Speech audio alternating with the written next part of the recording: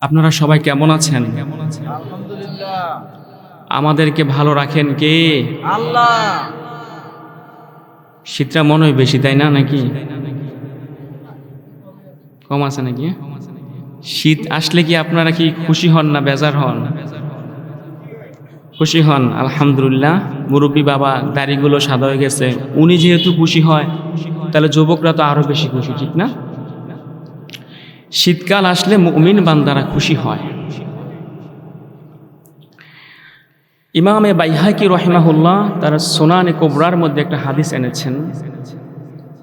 বিশ্বনবী রসুল আরবের সাহাবী হযরত আবু সাঈদ খুদরি রাদিয়াল্লাহু তাআলা আনহু তিনি বলেন, বিশ্বনবী তিনি আমাদের মাঝে বলেছেন যে আশ-শীতাউ রাবিউল মুমিন, শীতকাল এটা হচ্ছে মুমিনের বসন্তকাল। বলি সুবহানাল্লাহ। সুবহানাল্লাহ। আমাদের মাঝে যখন শীতের পরে যখন বসন্তকাল আসবে, বাংলা ঋতু, দেখবেন গাছে গাছে নতুন পাতা আসে, নতুন ফুল ফুটে, গাছের ডালে ডালে কোকিলে কি সুন্দর মধুর গান করে না? তখন ওই বসন্তকালটা আমাদের কাছে অনেক ভালো লাগে কি না? জি। তো রসুল আরবি বিশ্বনবী তিনি বলেন, মুমিন বান্দার কাছে শীতকালটা হচ্ছে ঋতুরাজ বসন্তকাল। বসন্তকাল পেলে যেমন আমরা খুশি হই, শীতকাল পেলে মুমিন বান্দা খুশি হবে। কারণ কি? বিশ্বনবী তিনি বলেন, তলা লাইলুহু ফাকামা ওয়া কসুরা নাহারুহু ফাসামা। শীতকালে দিনগুলো ছোট হয়, ছোট দিন হওয়ার কারণে মুমিন বান্দা রোজা রাখতে পারে। আর রাতগুলো বড় হয়, রাত বড় হওয়ার কারণে মুমিন বান্দা রাতের গভীরে উঠে কিয়ামুল লাইল তাহাজ্জুদের সালাত পড়তে পারে। বলে সুবহানাল্লাহ। সুবহানাল্লাহ। শুধু তাই নয়, ওমর ইবনুল খাত্তাব রাদিয়াল্লাহু তাআলা আনহু তিনি বলেন, আশ-শীতাউ গনিমাতুল আবিদিন, শীতকাল এটা হচ্ছে ইবাদত গুজারকারী বান্দাদের জন্য একটা গনিমত। বলি সুবহানাল্লাহ। অন্যান্য মাসের তুলনায় শীতকালে ইবাদত অনেক ভালো করা যায়। এই জন্য শীতকাল পাই আমরা খুশি কিনা? খুশি। ইনশাআল্লাহ। তাহলে ইনশাআল্লাহ আমরা যতটুকু আলোচনা শুনবো সবাই ইনশাআল্লাহ মনোযোগ সহকারে শুনবো। ইনশাআল্লাহ রাজি আছে তো? ইনশাআল্লাহ একেবারে মনোযোগ সহকারে আমলের নিয়তে শুনবো। আজকে যে বিষয়টার উপরে আমরা কথা শুনবো তা হচ্ছে আত-তাওয়াক্কুল আলাল্লাহ, রব্বে কারীমের উপরে ভরসা করা। মুমিন বান্দা হিসেবে আমরা অনেক সময় বিভিন্ন বিপদে আপদে, বিভিন্ন ডিপ্রেশনে, আমরা হতাশায় ভুগি। তো সর্বাবস্থায় আমাদের উচিত একজনের উপরে ভরসা করা। চিল্লাই বলি, তিনি কে? আল্লাহ। আল্লাহ পাকের উপরে ভরসা করা। এই বিষয়টার উপরে ইনশাআল্লাহ আজকে আমরা কথা শুনবো ইনশাআল্লাহ। প্যারা হাজিরিন, ইমাম ইবনুল কাইয়ুম আল জাওজি রহিমাহুল্লাহ নাম শুনেছেন? অনেক বড় একজন ইমাম ইবনুল কাইয়ুম আল জাওজি রহিমাহুল্লাহ তিনি বলেন যে আত-তাওয়াক্কুল নিসফুদ্দিন, আল্লাহ পাকের উপরে ভরসা করা, তাওয়াক্কুল করা, এটা হচ্ছে দ্বীনের অর্ধেক। বলি সুবহানাল্লাহ। সুবহানাল্লাহ। কোনো বান্দা যদি গোটা ইসলামকে, দ্বীনকে মানতে চায়, সে যদি আল্লাহ পাকের উপরে তাওয়াক্কুলকারী, মুতাওয়াক্কিল আলাল্লাহ হয়ে যায়, সর্ব অবস্থায় যে কোনো বিষয়ে রব্বে কারীমের উপরে ভরসা করে, সে যেন দ্বীনের অর্ধেক পালন করে ফেলল। বলি সুবহানাল্লাহ। সুবহানাল্লাহ। আপনি অবাক হয়ে যাবেন, কোরআনুল কারীমে গোটা 30 পারার মধ্যে আল্লাহ পাক প্রায় 42টা জায়গায় তার উপরে তাওয়াক্কুল, ভরসা করার কথা বলেছেন। তাওয়াক্কুলের বাংলাতে যদি আমরা সংজ্ঞাটা একটু জানতে চাই, তাওয়াক্কুল হচ্ছে দুনিয়াবী জীবনে এবং আখিরাতের জীবনে কল্যাণ পাওয়ার জন্যে, নাজাত পাওয়ার জন্যে, এটা হোক দুনিয়াবী কল্যাণ কিংবা হোক পরকালীন কল্যাণ, সর্বাবস্থায় আল্লাহ পাকের উপরে ভরসা রাখা, এটাকে তাওয়াক্কুল বলে। বুঝতে পারছেন তো? ইনশাআল্লাহ। জি। রব্বুল আলামিন তিনি নিজে আদেশ করেছেন কোরআনুল কারীমে, যেমন সূরা শুআরাতে তিনি বলেন, ওয়া তাওয়াক্কাল আলাল আজিজির রহিম, তোমরা পরাক্রমশালী দয়ালু আল্লাহ পাকের উপরে ভরসা করো।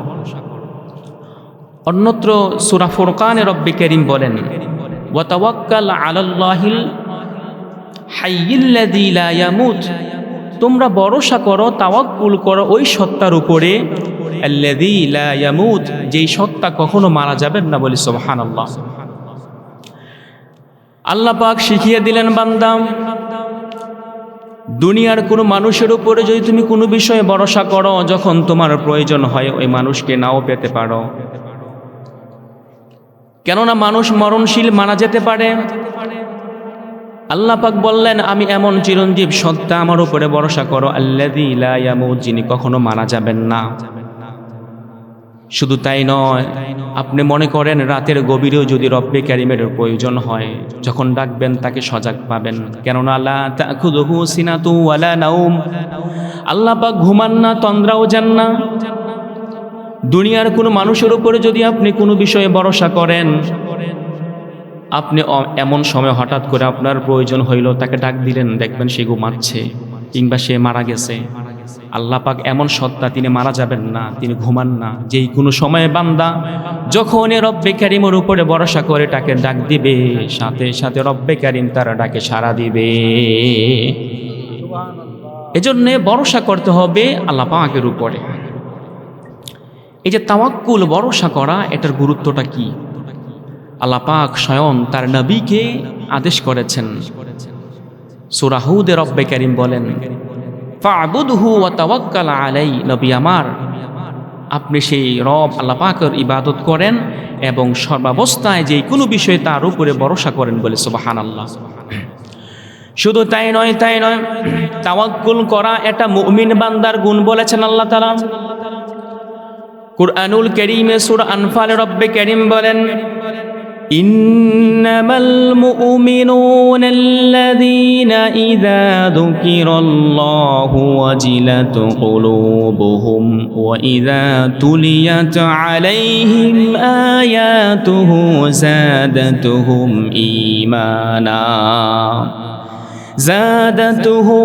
ঈমানা ওয়া আলা রাব্বিহিম ইয়াতাওয়াক্কালুন। রব্বুল আলামিন এই কুরআনুল কারীমে সূরা আনফালে এখানে মুমিন বান্দার তিনটা কোয়ালিটি, গুণের কথা বললেন। এক নম্বরে গুণ বললেন, আল্লাহ পাক বললেন, যখন মুমিন বান্দা ইযা যুকিরাল্লাহ ওয়াজিলাত কুলুবুহুম, যখন মুমিন বান্দার কাছে আল্লাহ পাকের নাম আসবে, যখন আল্লাহ পাকের জিকির আসবে, রব্বে কারীমের যখন স্মরণ হবে, সাথে সাথে ওয়াজিলাত কুলুবুহুম, মুমিন বান্দার অন্তরটা রব্বে কারীমের ভয়ে প্রকম্পিত হয়। বলে সুবহানাল্লাহ। ওয়া ইযা তুলিয়াত আলাইহিম আয়াতুহু যাদাতুহুম ঈমানা, মুমিন বান্দার আরেকটি কোয়ালিটি গুণ হলো, মুমিন বান্দার কাছে যখন কোরআনুল কারীমের তেলাওয়াত হয়, কোরআনুল কারীমের বয়ান হয়, সাথে সাথে মুমিন বান্দার ঈমানটা বৃদ্ধি পায়। বলে সুবহানাল্লাহ। ঈমান বৃদ্ধি পায় মানে আই জাদা নূরু ঈমানিহিম, ঈমান তো একক বিষয়, ঈমান বাড়েও না কমেও না, তো ঈমান বৃদ্ধি পায়, অর্থাৎ ঈমানের নূর বেড়ে যায়। বলে সুবহানাল্লাহ। কোরআনুল কারীমের যখন তেলাওয়াত হয়, কোরআনের যখন আলোচনা হয়, তাফসীর হয়, মুমিন বান্দা যখন শুনে, তার অন্তরের যে ঈমানের যে নূর রয়েছে, ওই নূর বাড়তে থাকে। কেননা এই কোরআনুল কারীমের মধ্যে সকল প্রকার জ্ঞান রয়েছে।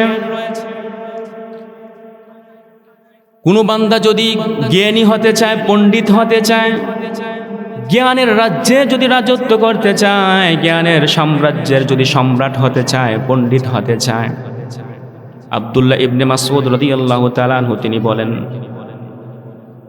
মান আরাদাল ইলমা ফালইউসাব্বিরাল কুরআন ফাইন্না ফীহি ইলমাল আউয়ালিন ওয়াল আখিরিন। যে ব্যক্তি ইলম শিখতে চায়, জ্ঞান শিখতে চায়, ফালইউসাব্বিরাল কুরআন, সেজন্য কোরআনটা পড়ে, কোরআনটা বোঝে, সেজন্য কোরআন নিয়ে গবেষণা করে। কেননা ফাইন্না ফীহি ইলমাল আউয়ালিন ওয়াল আখিরিন, কেননা এই কোরআনুল কারীমের মধ্যে জ্ঞানের শুরু এবং শেষ সকল প্রকার জ্ঞান রব্বে কারীম দিয়ে দিয়েছে। এই কোরআনের সাথে যারা সম্পর্ক রাখে, এই কোরআনের পথে যারা চলে, তারাই হচ্ছে সফল কাম। ঠিক না?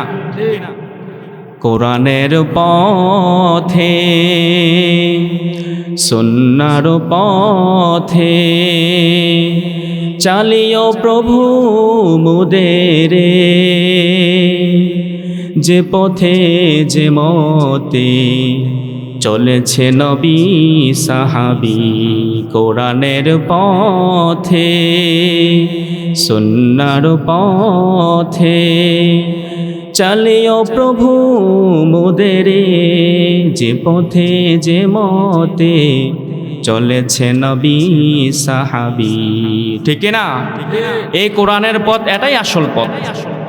কোরআনের পথে যে চলে, কোরআন যে বোঝে, কোরআন যে অনুধাবন করে, সে হয়ে যাবে একেবারে মহাজ্ঞানী। এজন্য কোরআনের সাথে সম্পর্ক রাখবেন তো ইনশাআল্লাহ। ইনশাআল্লাহ। তাই রব্বে কারীম যে মুমিন বান্দার 3টা গুণ বললেন, 3 নম্বর গুণটা বললেন ওয়া আলা রব্বিহিম ইয়াতাওয়াক্কালুন। মুমিন বান্দা সব সময় তার রবের উপরে ভরসা করে, বলে সুবহানাল্লাহ।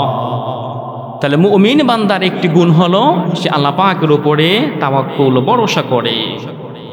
প্যারা হাজিরিন, তাহলে আমরা সর্বাবস্থায় একজনের উপরে ভরসা করব। চিল্লাই বলি, তিনি কে? আল্লাহ। ভরসা করার কথা অর্থ এটা নয় যে আপনি একবারে কাজকর্ম ছেড়ে দিয়ে হাত গুটিয়ে বসে থাকলেন। কর্মহীনতা এটা তাওয়াক্কুল নয়। যদি এই বিষয়টা আমরা বুঝতে চাই, দুনিয়াবী বিষয়টা একটু বুঝি, পরকালের বিষয়টা নিয়ে বুঝি। যদি পরকালের বিষয়টা দেখি, আমরা পরকালে নাজাত চাই, আল্লাহ পাকের উপরে ভরসা করব। এখন কোনো বান্দা যদি ভরসা করে বসে রইল, সে নামাজ পড়লো না, রোজা রাখলো না, তাহলে কি সে নাজাত পাবে? না। সে বলল যে আমি আল্লাহ পাকের উপরে তাওয়াক্কুল করেছি, রব্বে কারীম পরকালে আমাকে তিনি নাজাত দিয়ে দিবেন। এমনটা করলে হবে না। তাওয়াক্কুল বিষয়টা এমন নয় যে আপনি একবারে কাজকর্ম ছেড়ে বসে রইলেন। পরকালের বিষয়টা যদি আমরা দেখি, বিশ্বনবী রসুল আরবি তিনি তো মানে নামাজ তো ছাড়েন নাই, ফরজ নামাজ, নফল নামাজও নিয়মিত পড়েছেন। তিনি তো আল্লাহ পাকের উপরে সবচেয়ে বড় ভরসাকারী, সবচেয়ে তাওয়াক্কুল উনার ছিল রব্বে কারীমের উপরে। তারপরেও তিনি কখন নামাজ ছেড়েছেন? নামাজ ছাড়েন নাই। শুধু ফরজ নামাজ নয়, নফল নামাজও অনেক পড়েছেন। সহিহ বুখারীর বর্ণনা এসেছে, আম্মা জানা আয়েশা বলেন, কানা ইয়াকুমু মিনাল লাইলি হাত্তা তাতাফাত্তারা কদামাহু فقالت عائشة لما تصنع هذا يا رسول الله وقد غفر الله لك ما تقدم من ذنبك وما تأخر। সহিহ বুখারীর বর্ণনা, আম্মা জানা আয়েশা বললেন, রসুল আরবি বিশ্বনবী তিনি রাতের গভীরে দাঁড়িয়ে দাঁড়িয়ে এত বেশি পরিমাণে তাহাজ্জুদের সালাত আদায় করতেন, হাত্তা তাতাফাত্তারা কদামাহু, বিশ্বনবীর কদম মোবারক ফুলে যেত। আম্মা জানা আয়েশা বললেন, লিমা তাসনাউ হাযা ইয়া রাসূলুল্লাহ, ওগো আল্লাহর রাসূল, জানতে চাই আল্লাহ পাক রব্বুল আলামিন আপনার সামনের পিছনের গুনাহ বলতে কিছুই নাই, সব মাফ, তারপরেও আপনি কেন এমনটা করে থাকেন? আপনি কেন এত দীর্ঘ সময় ধরে দাঁড়িয়ে দাঁড়িয়ে আপনি তাহাজ্জুদের সালাত আদায় করেন?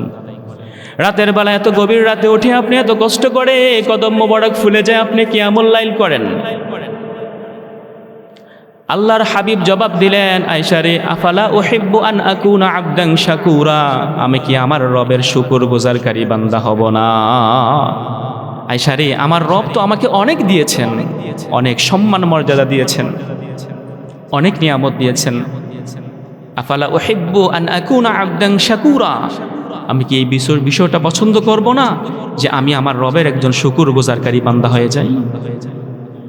শুধু তাই নয়, আম্মা জানা আয়েশা বলেন, কানা রাসূলুল্লাহ সাল্লাল্লাহু আলাইহি ওয়া আলিহি ওয়াসাল্লাম ইয়াসুমু হাত্তা নাকুলু লা ইফতিরু ওয়া ইফতিরু হাত্তা নাকুলু লা ইয়াসুমু।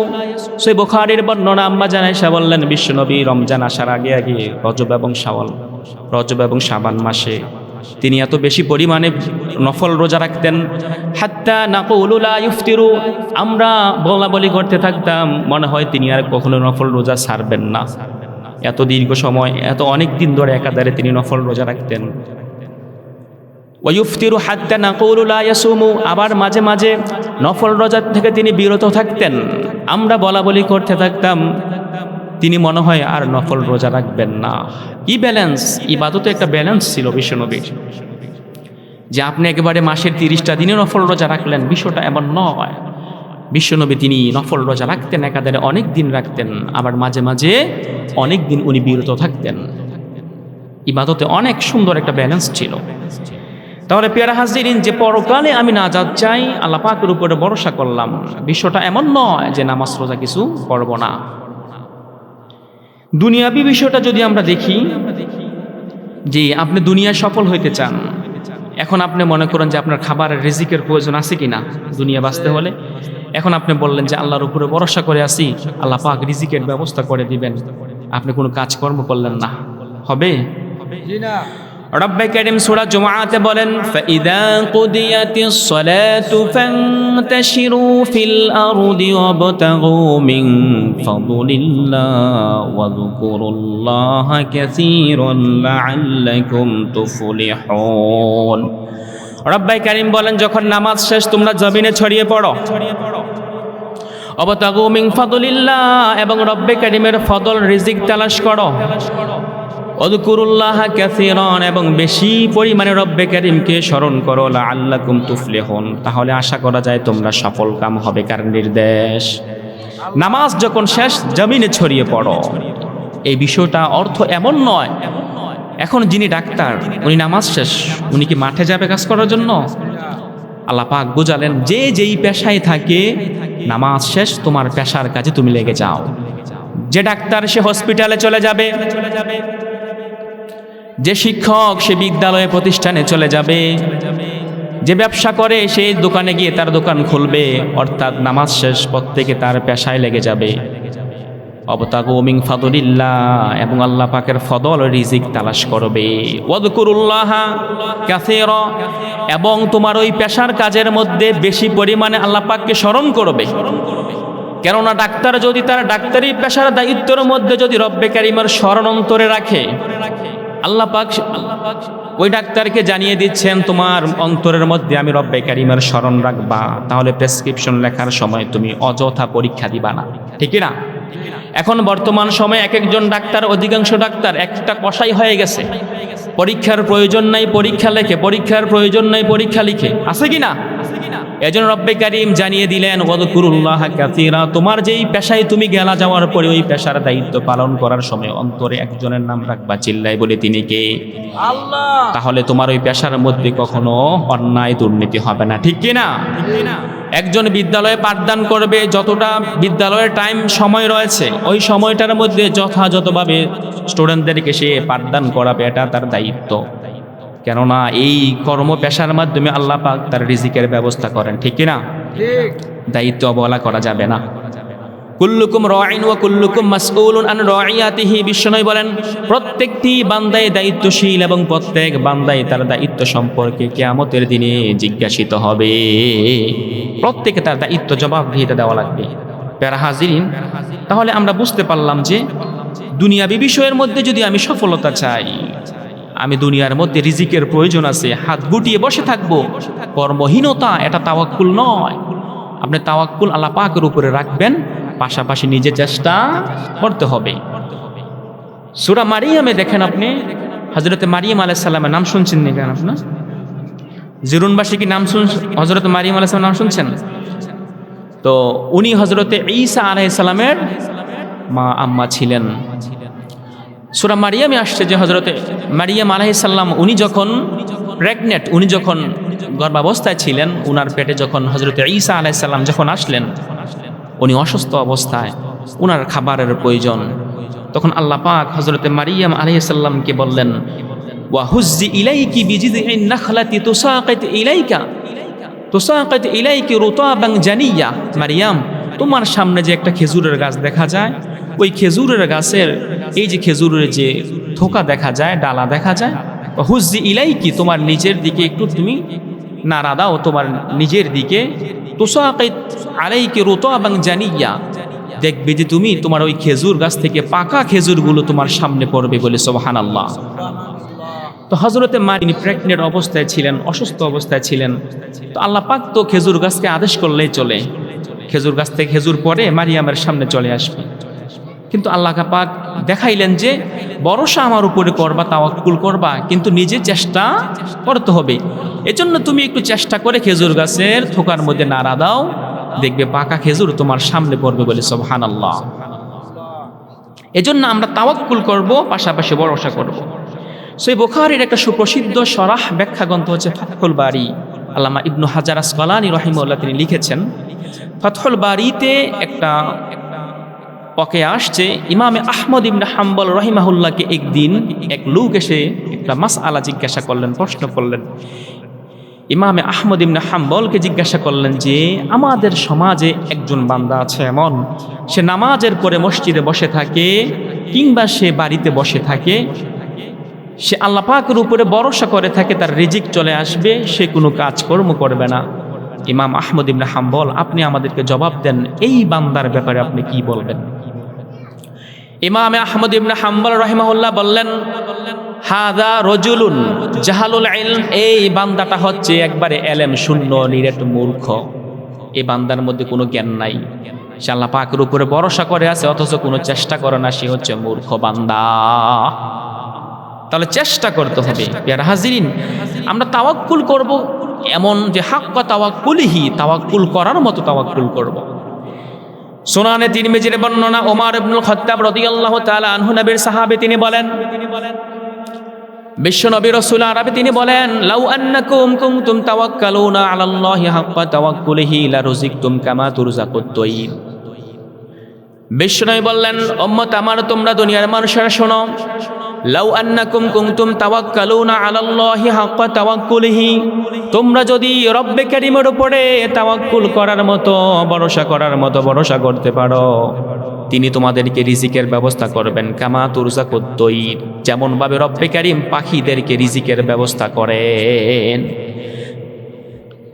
তাগদু খিমাসা ওয়া তারুহু বিতানা, বিশ্বনয় বলেন, তুমি কি দেখো না সকালবেলা একটা পাখি যখন তার নীর বাসা থেকে বের হয়, তাগদু খিমাসা, সে খালি পেটে বের হয়, ওয়া তারুহু বিতানা, আবার যখন সন্ধ্যাবেলা পাখিটা তার বাসায় ফিরে, তুমি তাকিয়ে দেখবে ওই পাখিটা ভরা পেটে তার বাসায় ফিরে। বলে সুবহানাল্লাহ। এর জন্য বিষ্ণু বললেন, পাখির মতো যদি তোমরা তাওয়াক্কুল করতে পারো রব্বে কারীমের উপরে, তাহলে তোমাকে রিজিক নিয়ে কখনো টেনশন করা লাগবে না। আপনি দেখেছেন একটা পাখি যখন রাত্রে ঘুমিয়ে থাকে তার বাসায়, সে কিন্তু জানে না সকালবেলা সে কোন গাছের ফল খাবে, সে মানে কোথায় গিয়ে সে খাবার পাবে, সে কি রাত্রে এটা জানে? সে কিন্তু জানে না। এজন্য বিষ্ণু বললেন যে তাগদু খিমাসা, সে সকালবেলা যখন তার বাসা থেকে উড়াল দেয়, সে খালি পেটে বের হয়, সে জানে না তার রিজিকের ব্যবস্থা কোথায় রেখেছেন রব্বে কারীম। আবার যখন সে সন্ধ্যাবেলায় যখন বাসায় ফিরে, ও তারও হবি তনা, দেখবা তোমার সেই পাখিটা ভরা পেটে তার বাসায় ফিরে। বলে সুবহানাল্লাহ। সে ভরসা করার মতো রব্বে কারীমের উপর ভরসা করেছিল। আমরাও যদি রব্বে কারীমের উপরে ভরসা করার মতো ভরসা করতে পারি, তাহলে রিজিক নিয়ে কখনো টেনশন করা লাগবে না। তাহলে বুঝতে পারলাম যে তাওয়াক্কুল করব বিষয়টা এমন নয় কাজকর্ম ছেড়ে বসে থাকবো।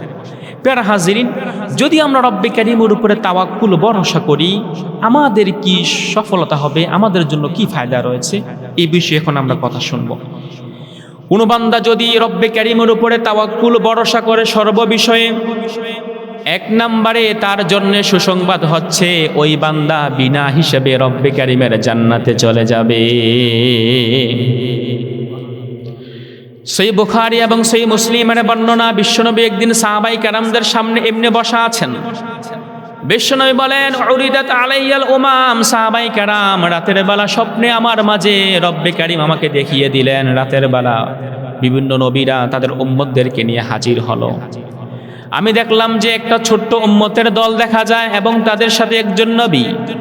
আবার দেখলাম একজন দুইজন উম্মত দেখা যায়, তাদের সাথে তাদের নবী রয়েছে। আবার এমন নবী দেখলাম তাদের সাথে কোনো উম্মত নাই। কিছুক্ষণ পরে দেখলাম একটা বিরাট বিরাট উম্মতের একটা দল দেখা যায়। আমি মনে করলাম মনে হয় এরা আমার উম্মত হবে। তখন আমাকে বলা হলো, না, এরা আপনার উম্মত নয়, এরা হচ্ছে পয়গম্বর মূসা আলাইহিস সালামের উম্মত। আমাকে বলা হলো আপনি ডানে তাকান, আমি তাকালাম, দেখলাম বিশাল একটা উম্মতের দল দেখা যায়। আমাকে বলা হলো আপনি বামে তাকান, বামে তাকিয়ে দেখলাম বিশাল একটা উম্মতের দল দেখা যায়। এবার আমাকে বলা হলো, বিশ্বনবী এই যে দুই দিকে তাকালেন, বিশাল যে উম্মতের দল দেখা যায়, এই সব উম্মত হচ্ছে আপনার আখিরি জামানার উম্মত। তখন বিশ্বনবী সাহাবায়ে কেরামদেরকে বললেন, ওয়া মাআহুম ৭০ আলফা, ইয়াদখুলুনাল জান্নাতা বিগাইরি হিসাবিন ওয়ালা আযাব। সাহাবায়ে কেরাম জেনে রাখো, এই যে আমার যে উম্মত রয়েছে, বিশাল উম্মতের দল, আমার এই উম্মতদের মধ্যে ৭০,০০০ এমন উম্মত রয়েছে, ইয়াদখুলুনাল জান্নাত, যারা জান্নাতে প্রবেশ করে যাবে, বিগাইরি হিসাবিন ওয়ালা আযাব, কোনো হিসাব ছাড়া, কোনো শাস্তি ছাড়া অটোমেটিক্যালি আমার সেই ৭০,০০০ উম্মত জান্নাতে চলে যাবে। বলে সুবহানাল্লাহ। বিশ্বনবী এতটুকু আলোচনা করার পরে তার হুজরাতে চলে গেলেন। সাহাবাই কেরাম সামনে বসা, সাহাবাই কেরাম তখন নিজেরা বলা বলি করতেছেন, ওই ৭০,০০০ উম্মত মনে হয় বিশ্বনবীর সাহাবাই কেরাম হবে। আবার কেউ কেউ বললেন, না, মনে হয় তারা হবে যারা ঈমানের উপরে জন্মগ্রহণ করেছে এবং কখনো শিরিকের সাথে সম্পৃক্ত হয় নাই, মনে হয় তারাই হবে সেই ৭০,০০০ উম্মত। সুবহানাল্লাহ বলবেন না? বিশ্বনবী আবার তার হুজরা থেকে বের হইলেন, সাহাবাই কেরাম সামনে বসা। রাসূল আরবি আসার পরে বলতেছেন, সাহাবাই কেরাম তোমরা কোন বিষয়ে কথা বলা বলি করতেছিলে, আমাকে জানান দাও। সাহাবাই কেরাম বললেন, বিশ্বনবী এই অবস্থা। তখন রাসূল আরবি তাদেরকে জানান দিলেন, হুমুল্লাযীনা লা ইয়ারকুনা ওয়ালা ইয়াস্তারকুনা ওয়ালা ইয়াতাতায়্যারুনা ওয়া আলা রাব্বিহিম ইয়াতাওয়াক্কালুন। সাহাবায়ে কেরাম তোমরা জেনে রাখো, ওই যে ৭০,০০০ আমার উম্মত হবে যারা বিনা হিসেবে জান্নাতে চলে যাবে, ওই ৭০,০০০ যে উম্মত হবে তাদের ৩টা গুণ রয়েছে। কয়টা গুণ? হুমুল্লাযীনা লা ইয়ারকুনা, যারা জারফুক করে না, ওয়ালা ইয়াস্তারকুনা, নিজে জারফুক নেয় না, ওয়ালা ইয়াতাতায়্যারুনা, পাখির মাধ্যমে নিজেদের ভাগ্যকে নির্ধারণ করে না, ওয়া আলা রাব্বিহিম ইয়াতাওয়াক্কালুন, এবং সর্বাবস্থায় তার রবের উপরে তাওয়াক্কুল ভরসা করে। এই 3টা গুণ যাদের রয়েছে সেই উম্মত বিনা হিসেবে জান্নাতে চলে যাবে। 1 নম্বরে বললেন যে হুমুল্লাযীনা লা ইয়ারকুনা, 1 নম্বর কোয়ালিটি হলো সেই বিনা হিসেবে যারা জান্নাতে যাবে তারা হবে যারা জারফুক করে না। জারফুক বুঝেন তো? ছু মন্ত্র, ছু আছে কিনা সমাজে? কিন্তু কোরআন হাদিস দিয়ে যদি কেউ জারফুক করে এটা ইসলামে জায়েজ, কিন্তু কোরআনও নাই, হাদিসও নাই, বাবা ফু দেয়, ফু ছু মন্ত্র ছু দেয়। আমাদের দিকে একজন আছে ভণ্ড, সে নাকি মোবাইলে ফু দেয়, নামাজ পড়ে না কিন্তু তার ফুয়ের এত পাওয়ার, মোবাইলে নেটওয়ার্কের মাধ্যমে তার মুরিদের কাছে চলে যায়। বলি নাউজুবিল্লাহ। এমন আছে কিনা বন্ড যে এদিকে নাই? আমাদের দিকে আছে। নামাজ পড়ে না, কখনো নামাজের সাথে সম্পর্ক নাই, দাড়িগুলো সাদা হয়ে গেছে, সে মোবাইলে ফু দেয়। যে নামাজ পড়ে না সে কি কোরআন জানে? সে কি হাদিস জানে? সে কোরআনও জানে না, হাদিসও জানে না। তাহলে সে যদি ফু দেয় সে কি পরে ফু দিবে? ছু মন্ত্র, ছু। বিশ্বনবী বলেন লা ইয়ারকুনা, যারা বিনা হিসাবে জান্নাতে যাবে তাদের 1 নম্বর কোয়ালিটি হলো তারা জারফুক নিজে করে না, ওয়ালা ইয়াস্তারকুনা, এবং নিজে জারফুক নেয় না। অনেকে বলবো হুজুর আমি তো জারফুক করি না কিন্তু জারফুক নেই, এটাও করা যাবে না। ওয়ালা ইয়াস্তারকুনা, নিজে জারফুক নেয় না। আরেকটি গুণ হলো যে 2 নম্বরে গুণ হলো ওয়ালা ইয়াতাতায়্যারুনা, পাখির মাধ্যমে নিজেদের ভাগ্য নির্ধারণ করে না। এমন আছে কিনা টিয়া পাখি ভাগ্য দেখে? টিয়া পাখি কাঠ উঠায়। আমার প্রশ্ন জাগে, যেই ব্যক্তিটা টিয়া পাখির মাধ্যমে, ময়না পাখির মাধ্যমে ভাগ্য নির্ধারণ করে, ভাগ্য পরিবর্তন করে, আমার মনে প্রশ্ন, আপনারা আনসার দেন, তাহলে ওই ব্যক্তির ভাগ্য কেন এখনো পরিবর্তন হয় না? যে ব্যক্তি বছরের পর বছর রাস্তার পাশে বসে পাখির মাধ্যমে জনগণের ভাগ্য পরিবর্তন করার জন্য ট্রাই করে, তাহলে নিজের ভাগ্য কেন পরিবর্তন করতে পারে না? ওয়ালা ইয়াতাতায়্যারুনা, উম্মত পাখির মাধ্যমে ভাগ্য নির্ধারণ করা যাবে না। পাখির মাধ্যমে কোনো কুসংস্কার গ্রহণ করা যাবে না। সমাজে কুসংস্কার আছে কিনা? বাড়ির পাশে গাছের ডালের মধ্যে কাক ডাকে, বলে আই অলক্ষী কাক ডাকতেছে, হাই রে কে জানি কি মারা যায়, আছে কিনা সমাজে? অথচ প্রত্যেকটা প্রাণী, প্রত্যেকটা পাখি তাদের নিজস্ব ভাষায় একজনকে ডাকে, চিল্লায়, বলে তিনি কে? নাকি বলবেন গাছের ডালে পাখি ডাকে? বিশেষ করে আমাদের মা বোনেরা এগুলো বেশি মানে। এই পাখি ডাকতেছে অমঙ্গল, আবার এই খালি কলসি দেখছে অমঙ্গল। সকালবেলা কেউ মনে করেন যে ঘর থেকে বের হবে, বলে দাঁড়া দাঁড়া দাঁড়া একটু ঘরটা ঝাড়ু দিয়ে নেই, আছে কিনা? এই কুসংস্কারের সাথে ইসলামের সম্পর্ক। আবার খালি কলস দেখলে মনে করে অমঙ্গল, ঝাড়ু দেখলে মনে করে অমঙ্গল। পাখির মাধ্যমে ভাগ্য নির্ধারণ করে। বিশ্বনবী বলেন এই কুসংস্কার থেকে যারা বিরত থাকবে তারাই ৭০,০০০ উম্মতদের মধ্যে থাকবে যারা বিনা হিসেবে জান্নাতে চলে যাবে। ৩ নম্বরে কোয়ালিটি গুণ হলো ওয়ালা রব্বিহিম ইয়াতাওয়াক্কালুন, সেই উম্মতগুলো তারা সর্বাবস্থায় ভরসা করে একজনের উপরে, চিল্লাই বলি তিনি কে?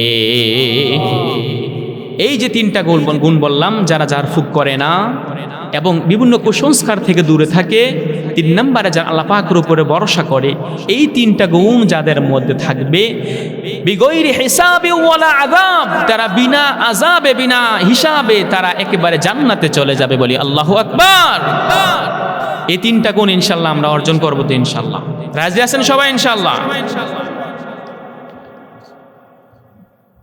যারা আল্লাহ পাকের উপরে তাওয়াক্কুল করে, ভরসা করে, এই যে 3টা গুণ যাদের রয়েছে, ৭০,০০০ উম্মত যারা জান্নাতে চলে যাবে। সহিহ মুসলিমের বর্ণনায় বিশ্বনবী বলেন আফইদাতুহুম মিসলু আফইদাতুত তয়ির, আফইদাতুহুম মিসলু আফইদাতিত তয়ির। ওই ৭০,০০০ উম্মত যারা বিনা হিসেবে জান্নাতে চলে যাবে, তাদের অন্তরগুলো হচ্ছে পাখির অন্তরের মতো। বলে সুবহানাল্লাহ।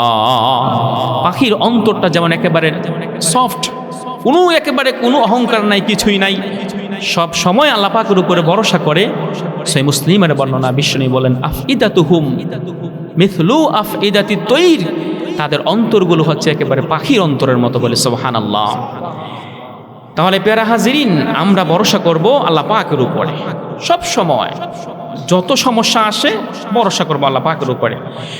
2 নম্বরে যারা আল্লাহ পাকের উপরে ভরসা করে, 1 নম্বরে শুনলাম বিনা হিসাবে জান্নাতে যাবে। 2 নম্বরে কোয়ালিটি হলো, 2 নম্বরে তাদের জন্য আল্লাহ পাক এমন একটা ব্যবস্থা করে দিবেন, তারা কখনোই হারামের সাথে সম্পৃক্ত হয় না।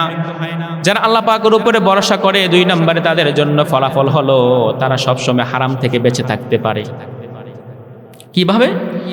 সুনান ইবনে মাজার হাদিস, জাবের রাদিয়াল্লাহু তাআলা আনহু তিনি বলেন, বিশ্বনবী রাসূল আরবি সাহাবায়ে কেরামদের মাঝে একদিন খুতবা দিচ্ছেন, আইয়ুহান নাসুত্তাকুল্লাহ ওয়া আজমিলু ফিত তলাব।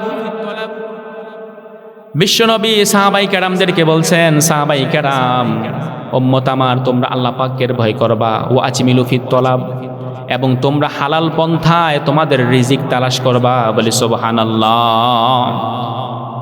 বিশ্বনবী বলেন ফাইন্না নাফসান লান তামুতা হাত্তা তাস্তাওফিয়া রিজকুহা ওয়া ইন আবতা আনহা। বিশ্বনবী বলেন উম্মত আমার, কোন বান্দা তার তাকদীরে যে রিজিক বরাদ্দ রয়েছে, ওই রিজিক সে পাওয়ার আগ পর্যন্ত সে কখনো মারা যাবে না। ওয়া ইন আবতা আনহা, যদিও একটু দেরিতে হয়, যদিও একটু দেরিতে হয়, তার ভাগ্যে যে রিজিক আল্লাহ পাক লিখে রেখেছেন, ওই রিজিক সে গ্রহণ করবে, এর বেশি সে গ্রহণ করতে পারবে না। এখন কোনো বান্দা ব্যবসা করে, কোনো বান্দা যেই পেশায় থাকুক না কেন, সে যদি তার তাকদীরে যদি লেখা থাকে সে মৃত্যুর আগ পর্যন্ত সে 1 কোটি টাকা ইনকাম করবে, অথবা সে 50 লক্ষ টাকা ইনকাম করবে, এটা তার তাকদীরে লেখা আছে, সে ওই টাকাটাই ইনকাম করতে পারবে মৃত্যুর আগ পর্যন্ত, এর বেশি ইনকাম করতে পারবে না। এখন বান্দার কাছে অপশন আছে 2টা, সে এটাকে হালাল পন্থাও ইনকাম করতে পারবে কিংবা হারাম রাস্তাও ইনকাম করতে পারবে। সে যেই পন্থায় ইনকাম করুক না কেন, হারামে গেলে মনে করেন একটু তাড়াতাড়ি ইনকাম করে ফেললো, আর সে যদি হালালভাবে থাকে, যদিও ইনকামটা মাসে কম হয়, ওয়া ইন আবতা আনহা, বিশ্বনবী বলেন যদিও একটু দেরিতে হয়, তাকদীরে যেই সংখ্যাটা লিখে আছে এত টাকাই সে মৃত্যুর আগ পর্যন্ত ইনকাম করবে, এর বেশি সে ইনকাম করতে পারবে না। এজন্য মুমিন বান্দা সে ভাববে, হায় রে, আমার তাকদীরে তো লেখা আছে মৃত্যুর আগ পর্যন্ত আমি এত টাকা ইনকাম করব, তাহলে আমি কেন হারাম রাস্তায় যাব? হালাল রাস্তায় থাকলে এই টাকাটাই ইনকাম করব। বিষয়টা এমন নয় আপনি হারাম রাস্তায় গেলেন, সুদের সাথে সম্পৃক্ত হইলেন, ঘোষের সাথে সম্পৃক্ত হইলেন, আপনি তাড়াতাড়ি বেশি টাকার মালিক হয়ে যাবেন। আরেকজন বান্দা সে দিন মজুর, সে মনে হয় বেশি টাকা ইনকাম করতে পারবে না। বিষয়টা এমন নয়, ওই দিন মজুরের তাকদীরে যা লেখা আছে এত টাকাই মৃত্যুর আগ পর্যন্ত ইনকাম করবে। আবার যে হারাম পন্থায় গেল, তার তাকদীরে যেই সংখ্যা লেখা আছে এর বেশি ইনকাম করতে পারবে। এজন্য বিশ্বনবী বোঝালেন, উম্মত আমার, তোমরা যদি হালাল পন্থায় চেষ্টা করো, হালাল পন্থায় যদি চেষ্টা করো, তাহলে তোমরা ওই হালাল পন্থায় মাধ্যমে ওই টাকাটাই ইনকাম করবা, তাহলে তোমরা কেন হারাম পন্থায় যাবা? তাহলে আল্লাহ পাকের উপরে ভরসা করলে তাহলে সে হারামের সাথে সম্পৃক্ত হবে না, সে হালাল অনুযায়ী সে ইনকাম করতেই পারবে। হাদিসের শেষ অংশে বিষ্ণু বলেন, খুদু মাহাল্লা ওয়া দাউ মাহারুম। তুমি ইনকাম করতে গিয়ে তোমার মাঝে যদি হারাম আসে, হারামকে ছেড়ে দিবা। খুদু মাহাল্লা এবং হালাল পন্থায় যে টাকা আসবে তা গ্রহণ করবা, ওয়া দাউ মাহারুম এবং হারাম পন্থায় যে টাকা আসবে তা গ্রহণ করা যাবে। প্যারা হাজিরিন, 3 নম্বর হচ্ছে কোনো ব্যক্তি যদি আল্লাহ পাকের উপরে ভরসা করে, ওই ব্যক্তিকে আল্লাহ পাক নিজে ভালোবাসে। সুবহানাল্লাহ বলবেন না? সূরা ইমরানে রব্বে কারীম বলেন, ইন্নাল্লাহা ইউহিব্বুল মুতাওয়াক্কিলিন। যারা রব্বে কারীমের উপরে তাওয়াক্কুলকারী, ভরসাকারী হয়, ওই ভরসাকারী বান্দাকে আল্লাহ নিজে ভালোবাসে। আল্লাহ যদি কাউকে ভালোবাসে, তার আর কোনো টেনশন আছে? 4 নম্বরে কোয়ালিটি গুণ হলো, যে ব্যক্তি আল্লাহ পাকের উপরে ভরসা করে সর্বাবস্থায় সব দিক দিয়ে, রব্বে কারীম তার বিপদে আপদে তার জন্য সাহায্যকারী যথেষ্ট হয়ে যায়। রব্বে কারীম বলেন, ওয়ামান ইয়াতাওয়াক্কাল আলাল্লাহি ফাহুয়া হাসবুহ। যে ব্যক্তি আল্লাহ পাকের উপরে ভরসা করে, সব সময় আল্লাহ পাক ওই বান্দার জন্য নিজেই যথেষ্ট হয়ে যায়। বলে সুবহানাল্লাহ। আপনার লাঠির জোর নাই।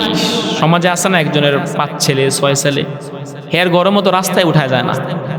শীতকালেও ওর সাথে হাঁটলে গরম লাগে, কারণ তার 6 ছেলে। লাঠির জোর আছে কিনা সমাজ? কিন্তু আপনি নিঃস্ব। কিন্তু আপনি যদি আল্লাহ পাকের উপরে ভরসা রাখেন, সকল বিপদ আপদে আল্লাহ পাক আপনার জন্য যথেষ্ট। বলে সুবহানাল্লাহ। এই বিষয়টা যদি আমরা দেখি, 6ষ্ঠ হিজরিতে জাতুর রিকার নামে একটা যুদ্ধ হয়েছিল বনু মুহারিব গোত্রের সাথে মুসলমানদের। বিশ্বনবী সাহাবাই কেরামদেরকে নিয়ে বনু মুহারিব গোত্রের সাথে যুদ্ধে গেলেন। জাতুর রিকার যুদ্ধ যেটাকে বলা হয়। সাহাবাই কেরামদেরকে নিয়ে বিশ্বনবী উপত্যকা এলাকায় কিছুক্ষণ বিশ্রাম গ্রহণ করবেন। সাহাবাই কেরাম এক একজন এক একটা গাছের নিচে বিশ্রাম নিলেন। রসুল আরবি তিনিও একটা গাছের নিচে বিশ্রাম নিলেন। রসুল আরবের যে তলোয়ারটা ছিল, তার বাড়িটা গাছের ডালে ঝুলিয়ে রাখলেন। রাখার পরে বিশ্রাম নিচ্ছেন। এমন অবস্থায় বনু মুহারিব গোত্রের গাওরাস ইবনুল হারিস নামে একটা লোক আসলো। আসার পরে বিশ্বনবীকে দেখলেন উনি গাছের নিচে শুয়ে আছে। উনি গুপ্ত হত্যা করার জন্য আসলেন। উনি এসে বিশ্বনবীর সে তরোয়ারটা হাতে নিলেন। হাতে নেওয়ার সাথে সাথে বিশ্বনবী সজাগ হয়ে গেলেন ঘুম থেকে। তখন রসুল আরবি দেখলেন যে গাওরাস ইবনুল হারিস সে রসুল আরবির উপরে তলোয়ার ধরে আছে। তলোয়ার ধরার পরে বলতেছে, মাইয়াম নাউকা মিন্নি মুহাম্মদ, এখন তোমাকে আমার থেকে কে বাঁচাবে? রসুল আরবি রব্বে কারীমের উপরে তাওয়াক্কুল রেখে বললেন, আমার রব আল্লাহ আমাকে বাঁচাবে। গাওরাস ইবনুল হারিস আবার বললেন, মাইয়াম নাউকা মিন্নি, তোমাকে আমার থেকে কে বাঁচাবে? দ্বিতীয়বার আবার জবাব দিলেন, আমার রব আল্লাহ আমাকে বাঁচাবে। রসুল আরবি যখন বারবার জবাব দিলেন, আল্লাহর উপরে ভরসা রেখেছি, আল্লাহ আমাকে বাঁচাবে, সাথে সাথে গাওরাস ইবনুল হারিসের হাত থেকে তলোয়ারটা কাঁপতে কাঁপতে জমিনে পড়ে গেল। রসুল আরবি আবার তলোয়ারটা হাতে নিলেন। হাতে নেওয়ার পরে গাওরাস ইবনুল হারিসের কাঁধে ধরলেন। ধরার পরে বলতেছে, গাওরাস ইবনুল হারিস, এবার তুমি আমাকে বলো, তোমাকে কে বাঁচাবে? আল্লাহু আকবার। গাওরাস ইবনুল হারিস বলে, বিশ্বনবী আপনার তো দয়াল নবী, আপনি তো রহমতের নবী, ক্ষমা করে দেন। রসুল আরবি তাকে ক্ষমা করে দিলেন। গাওরাস ইবনুল হারিস তার গোত্রের লোকদের কাছে গেল, গিয়ে বলো, কার কাছে পাঠিয়েছ? এমন ভালো মানুষ, নরম হৃদয়ের মানুষ আর কখনো দেখি নাই। রসুল আরবি বিপদে ভরসা রাখছেন একজনের উপরে, চিল্লায় বলে, তিনি কে? সাথে সাথে আল্লাহ পাক তার জন্য যথেষ্ট হয়ে গেলেন। সাহাবাই কেরামদের বিষয়টাও যদি দেখি, সাহাবাই কেরামও যখন বিপদ আসতো, বালা মুসিবত আসতো, সাহাবাই কেরামও ভরসা রাখতেন একজনের উপরে, চিল্লায় বলে, তিনি কে? তাফসীরে তাবারিতে আসছে উহুদের যুদ্ধ, নাম শুনছেন? উহুদের যুদ্ধ যখন শেষ, সাময়িকভাবে মুসলমানদের পরাজয়, মক্কার কাফেররা যখন আবু সুফিয়ানের সাথে যখন মক্কাতে ফিরে যাচ্ছে, অর্ধেক পথে যাওয়ার পরে মক্কার কাফেররা বলতেছে, হায়রে করলাম কি, যদি মুসলমানদেরকে আবারও দাওয়া করতাম একেবারে নিঃশেষ করে দেওয়া যাইতো। আবু সুফিয়ান এটা চিন্তা করে আবারও প্ল্যান করলো, মুসলমানদের উপরে আবারও আক্রমণ করা হবে। এদিকে বিশ্বনবী রসুল আরবি এই কথা শোনার পরে সাহাবাই কেরামদেরকে বললেন, চলো আমরা আবার যাব, কাফেরদের উপরে আক্রমণ করব। কাফেরদের উপরে আমরা আবার আক্রমণ করব। তখন মদিনা মুনাওয়ারা থেকে 8 মাইল দূরে হামরাউল আসাদ নামে একটা জায়গা, সাহাবাই কেরামদেরকে নিয়ে বিশ্বনবী মদিনা থেকে বের হয়ে ওই জায়গায় গেলেন। ওদিকে আবু সুফিয়ান সহ কাফেররা যারা ছিল মক্কার, তারা শুনতে পারলো যে মুসলমানরা আবার আসতেছে। এটা শোনার পরে তারা আবার একটু ভয় পেয়ে গেল। আবু সুফিয়ান প্ল্যান করলো যে না, আর যাওয়া যাবে না, বাড়িতে ফিরে যাই। পথের মধ্যে আবু সুফিয়ান দেখলো যে আব্দুল কয়েস গোত্রের কিছু লোক দেখা যায়, একটা কাফেলা মদিনার দিকে যাচ্ছে। আব্দুল কয়েস গোত্রের লোকদেরকে আবু সুফিয়ান কিছু অর্থ করি টাকা দিয়ে বলল, আব্দুল কয়েস গোত্রের লোকেরা তোমরা মদিনাতে যাবা, মদিনাতে যাওয়ার পরে বলবা মক্কার লোকেরা বিরাট একটা দল নিয়ে আসতেছে, অনেক যুদ্ধ সরঞ্জাম নিয়ে আসতেছে, এইটা বলে তোমরা মদিনা মুনাওয়ারা সাহাবাই কেরামদেরকে ভয় দেখাবা। আব্দুল কয়েস গোত্রের লোকেরা যখন মদিনাতে আসলো, আসার পরে সাহাবাই কেরামদেরকে বললেন, তোমরা কি জানো আবু সুফিয়ান মক্কা থেকে আবারও পূর্ণ প্রস্তুতি নিয়ে বিরাট একটা দল নিয়ে আসতেছে, তোমাদেরকে ধ্বংস করে দেবে। সাহাবাই কেরাম যখন এটা শুনলো, শোনার পরে সাহাবাই কেরাম কি জবাব দিলেন? রব্বে কারীম সূরা ইমরানে বলেন, الذين قال لهم الناس إن الناس قد جمعوا لكم فاخشوهم فزادهم إيمانا।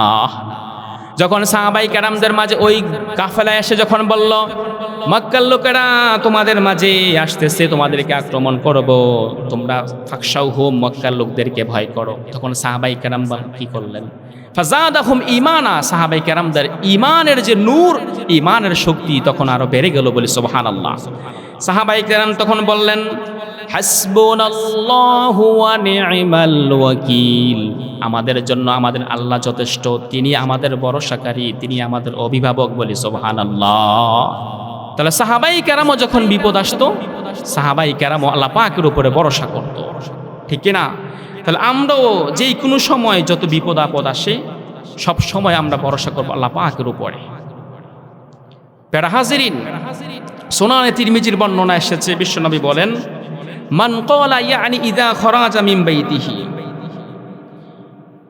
মান ক্বালা ইয়ানি ইযা খরাজা মিন বাইতিহি বিসমিল্লাহি তাওয়াক্কালতু আলাল্লাহ লা হাওলা ওয়ালা কুওয়াতা ইল্লা বিল্লাহ ইউকালু লাহু কুফিতা ওয়া উকিতা ওয়া তানাহা আনহু শাইতান।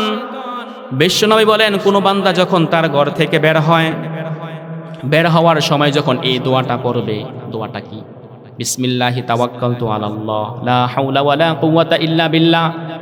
যখন কোনো বান্দা যখন এই দোয়াটা পড়ে ঘর থেকে বের হইবে, আবার সারাটা দিন বাহিরের কাজ শেষ করার পরে বাড়িতে যখন ফিরবে, এই যে লম্বা সময়টা বাহিরে রইল, তখন তাকে বলা হয় ইউকালু লাহু কুফিতা ওয়া বুকিতা ওয়া তানাহা আনহু শাইতান।